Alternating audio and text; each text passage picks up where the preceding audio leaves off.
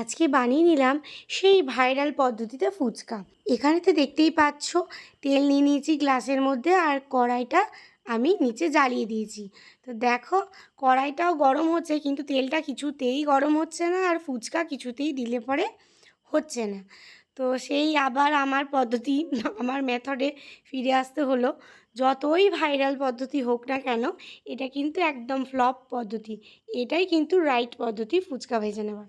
তো ফুচকাগুলো প্রথমে আমি ভেজে নিলাম ভালো করে। এগুলো কিন্তু একদম রেডিমেড ফুচকা। রেডিমেড ফুচকা যখন তখন বাড়িতেই তোমরা বানিয়ে নিতে পারো। আশা করি সবাই বানিয়েছো। তো দেখো, আমিও তাই আজকে খুব মন চাইছিল ফুচকা খাওয়ার। তো বাইরে বেরোবো না, সেই জন্য বাড়িতেই বানিয়ে নিয়েছি। সব কটা ফুচকা আমি ভেজে নিয়েছি।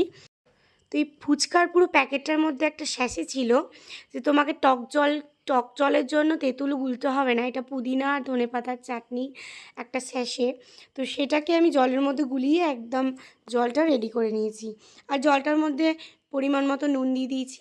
এবার এখানে সেদ্ধ আলু, সেদ্ধ ছোলা, সেদ্ধ কাঁচা লঙ্কা দিয়ে দিয়েছি। আর অল্প পরিমাণে ধনে গুঁড়ো, জিরে গুঁড়ো আর ওই যে মশলাটা ছিল ফুচকার সাথে, সেই মশলাটা দিয়ে নুন দিয়ে ভালো করে, একটু চাট মশলাও দিয়েছি, ভালো করে মাখিয়ে নিচ্ছি হাতে করে ডলে ডলে, ভালো করে লঙ্কাটাকে চিপে মাখিয়ে নিচ্ছি। এবার একদম সর্বশেষে দিয়ে দিলাম এই যে জিরে আর শুকনো লঙ্কা গুঁড়ো, ভাজা মশলাটা দিয়ে ভালো করে আলুর পুরটা কিন্তু রেডি হয়ে গেল। তো ফুচকা রেডি, টক জল রেডি, আজকে সন্ধেবেলায় জাস্ট জমে যাবে।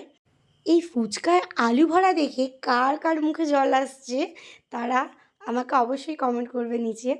আর এই জলটা একদম অন্যরকম জল। সবসময় তো তেঁতুল জল খাই, তেঁতুলের যে পাল্প দিয়ে করা, এটা একদম অন্যরকম লাগলো, দারুণ লাগলো, পুদিনা আর ধনেপাতা দিয়ে করা। তোমাদের লোভ লাগলে আমাকে দোষ দিও না কিন্তু, আমি তো এরকম হামেশাই ভিডিও দিতে থাকবো। টাটা।